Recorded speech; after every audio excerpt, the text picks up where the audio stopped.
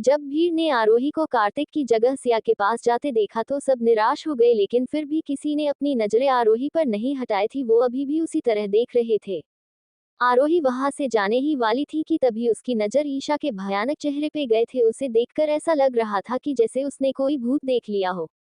Of course ये अब उसका प्लान था। वो आरोही से बदला लेना चाहती थी, इसलिए उसने ऐसा किया। वो चाहती थी कि आरोही अपना सिर उठाने लायक न रहे, पर उसे क्या पता था कि उसका प्लान उसी पर भारी पड़ जाएगा। अगर उसे पता होता कि आरोही इतनी खूबसूरत है तो वो ऐसा कभी नहीं करती। सच में आज उसने अपने पैर पर ही कुल्हाड़ी मार ली थी। ये बदसूरत लड़की इतनी खूबसूरत कैसे हो सकती है? ईशा को लग रहा था जैसे वो कोई भयानक सपना देख रही हो। नहीं, ऐसा नहीं हो सकता है, ये लड़की आरोही नहीं हो सकती है। उसे अभी भी विश्वास नहीं हो रहा था उसके सामने खड़ी ये लड़की आरोही है। तभी आरोही ईशा के पास जाते हुए बोली, आई होप कि तुमने जो देखा तुम्हें वो पसंद आया होगा। आरोही को आवाज सुनकर ईशा अपने सेंस में वापस आई और आरोही को अपने इतने करीब देखकर उसने कसकर अपनी मुट्ठी भींच ली।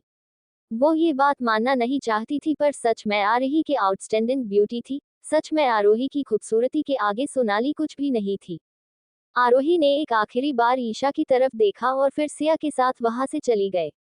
आरोही सिया से कुछ कहती उससे पहले ही उसके पास उसके डैड का फोन आया और उसे तुरंत वहां से जाना पड़ा, जिस वजह से आरोही को उससे बात करने का मौका नहीं मिला। सिया जाना तो नहीं चाहती थी, पर उसे डैड ने कहा था कि कुछ अर्जेंट है तो न चाहते हुए भी जाना पड़ा।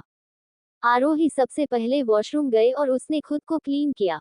उसका आज वापस घर जाने का कोई प्लान नहीं था, क्योंकि दक्ष ने उसे कल बहुत परेशान किया था, इसलिए वो उसे सबक सिखाना चाहती थी। आरोही वहां से सीधे अपने डॉर्मेट्री की तरफ चली गई। आरोही ने जैसे ही अपने रूम का दरवाजा खोला, किसी ने उसके कमर से पकड़कर अपने तरफ खींचा और उसे उठाकर बेड पर पटक दिया और बिना एक सेकंड का समय गवाए उसके ऊपर आ गया और पागलों की तरह उसे किस करने लगा। आरोही की आंखें डर से फैल गए, लेकिन जैसे ही उसे समझ आया कि वो इंसान कौन है तो उसने राहत को सांस ली। वही दक्ष पगलों की तरफ उसे किस कर रहा था। उसके किस में गुस्सा साफ नजर आ रहा था। सुबह उसकी आंख खुली तो उसे आरोही कहीं भी नजर नहीं आए, तो उसकी आंखें एकदम से काली हो गए और जब उसे पता चला कि आरोही बिना बताए कॉलेज चली गई है तो उसकी गुस्से की कोई सीमा नहीं थी। आरोही को इस तरह बिना बताए वहां से जाना दक्ष को बिल्कुल भी पसंद नहीं आया था। वही आरोही दक्ष के गुस्से को साफ समझ पा रही थी, इसलिए उसने जल्दी से खुद को कंट्रोल किया और दक्ष के किस में उसका साथ देने है। वो उसे बहुत ही प्यार से किस कर रही थी, क्योंकि एक यही तरीका था दक्ष को शांत करने का। आरोही ने एक हाथ से दक्ष को कसकर उसकी कमर से पकड़ लिया और अपना दूसरा हाथ उसके बालों में ले गए और उसे किस करने लगी। वही आरोही को रिस्पॉन्स करता देख दक्ष का गुस्सा एकदम से शांत हो गया और वो इंटेंसिटी के साथ उसे किस करने लगा। दोनों में कोई भी एक दूसरों को छोड़ने का नाम नहीं ले रहा था। वो दोनों किसी भूखे भेड़िए की तरह एक दूसरे को किस कर रहे थे। ऐसे ही 15 बीत गए, पर वो दोनों अभी भी वैसे ही एक दूसरे को किस कर रहे थे। थोड़ी देर बाद जब दक्ष को फील हुआ कि आरोही को सांस लेने में प्रॉब्लम हो रही है तो वो उसकी लिप्स को छोड़कर उसके गले पर किस करने लगा। बीच बीच में वो उसे बाइट भी कर रहा था। उसके इस तरह से बाइट करने से आरोही के मुंह से न चाहते हुए भी सिसकियां निकलने लगी। वही आरोही की सिसकियां दक्ष को वाइल्ड होने पर मजबूर कर रही थी। वो अपना कंट्रोल खोते जा रहा था। पता नहीं आरोही में ऐसा क्या था जो दक्ष चाह कर भी खुद को कंट्रोल नहीं कर पाता था। आरोही में आते हुए भीनी भीनी खुशबू उसे अपने तरफ अट्रैक्ट कर रही थी। उसे अपना कंट्रोल खोता हुआ महसूस हो रहा था। आरोही वो पहली लड़की थी जिसे देखकर दक्ष चाह कर भी खुद को कंट्रोल नहीं कर पाता था। आरोही के अलावा आज तक कोई भी लड़की दक्ष को अपने तरफ अट्रैक्ट नहीं कर पाई थी। दक्ष को भी नहीं पता था कि उसे आरोही में क्या पसंद था। आरोही में ऐसा क्या था जिससे वो खुद को कंट्रोल नहीं कर पाता था। बस वो इतना जानता था कि इस दुनिया में आरोही के अलावा कोई दूसरी लड़की नहीं जो उसे अपने तरफ अट्रैक्ट कर सके। वही जब दक्ष ने और बर्दाश्त नहीं हुआ तो उसने एक झटके के साथ आरोही के टॉप को फोड़ दिया और अब आरोही की गोरी मखमली स्किन दक्ष के सामने थी। आरोही को इस तरह देखकर दक्ष को अपना गला सूखता हुआ महसूस हुआ। वही आरोही को दक्ष के इस एक्शन की बिल्कुल भी उम्मीद नहीं थी, जिस वजह से उसने जल्दी से अपने दोनों हाथों से अपने आप को कवर कर लिया। उसके गाल शर्म से लाल हो गए थे। वही दक्ष बेशर्मों की तरह उसे घूर रहा था, साथ ही साथ वो अपने हाथ से आरोही को छू भी रहा था। वो आरोही को ऐसे देख रहा था जैसे वो उसे कच्चा ही खा जाएगा। आरोही को मखमली स्किन देखकर दक्ष को अपना गला सूखता हुआ महसूस हुआ। उसकी पूरी बॉडी में जैसे आग लग गई हो। दक्ष ने एक नजर आरोही की तरफ देखा जो उससे नजरें चुराने की कोशिश कर रही थी क्योंकि दक्ष के इस तरह देखने से उसे बहुत शर्म आ रही थी। आरोही को इस शिमरता देखा दक्ष के चेहरे एक छोटी सी ना दिखने वाली स्माइल आ गई पर उसने जल्दी से उसे छुआ लिया। फिर आरोही के हाथ को उसके चेस्ट से हटाते हुए बोला, वाइफी तुम क्या छुपाने की कोशिश कर रहा हो? ऐसा तो नहीं को मैं पहली बार इसे देख रहा हूँ।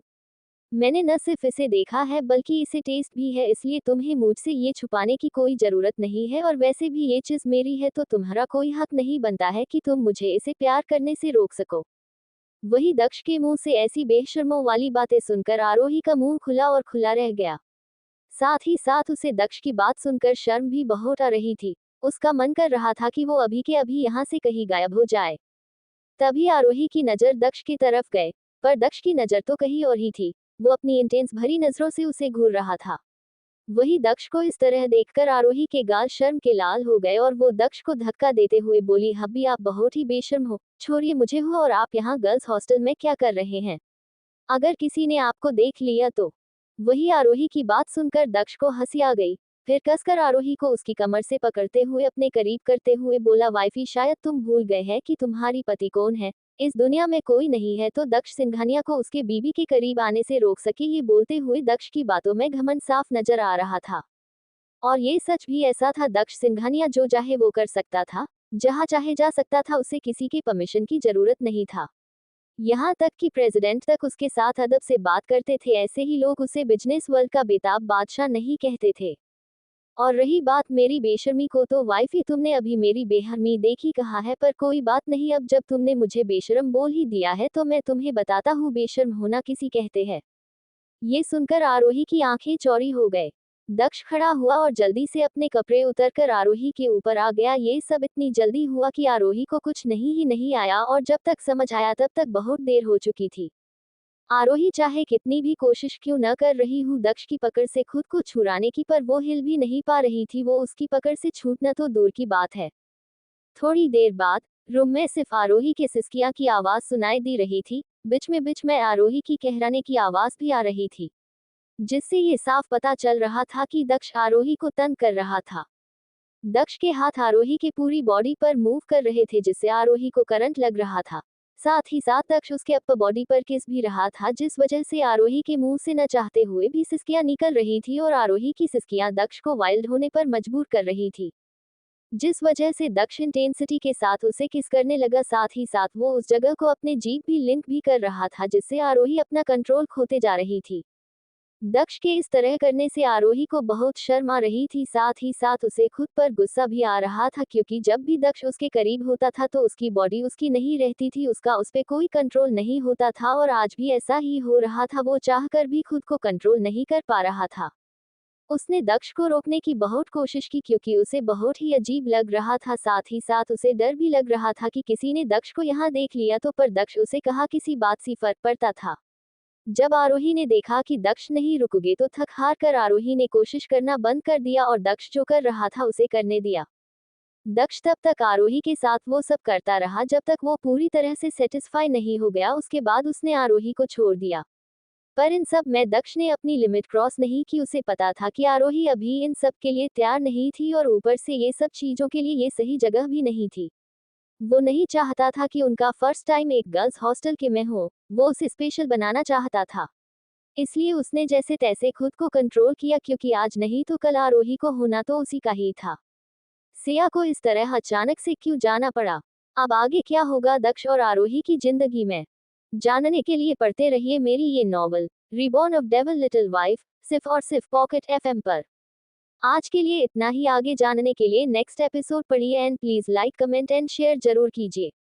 एंड प्लीज आप लोग अपने रिव्यू जरूर दीजिएगा कि आपको मेरी ये स्टोरी कैसे लगी। Please please.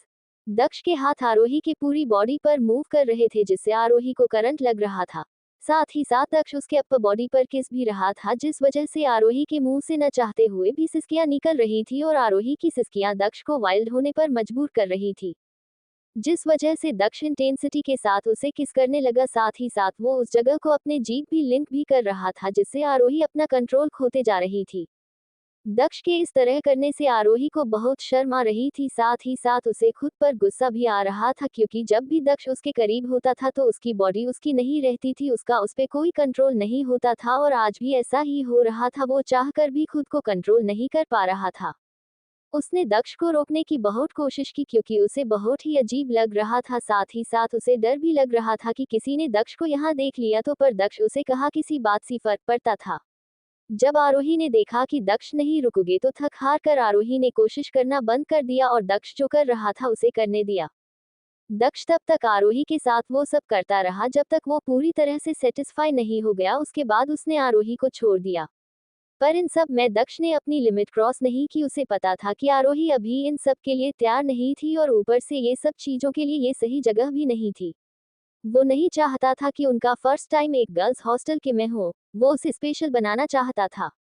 इसलिए उसने जैसे तैसे खुद को कंट्रोल किया, क्योंकि आज नहीं तो कल आरोही को होना तो उसी का ही था।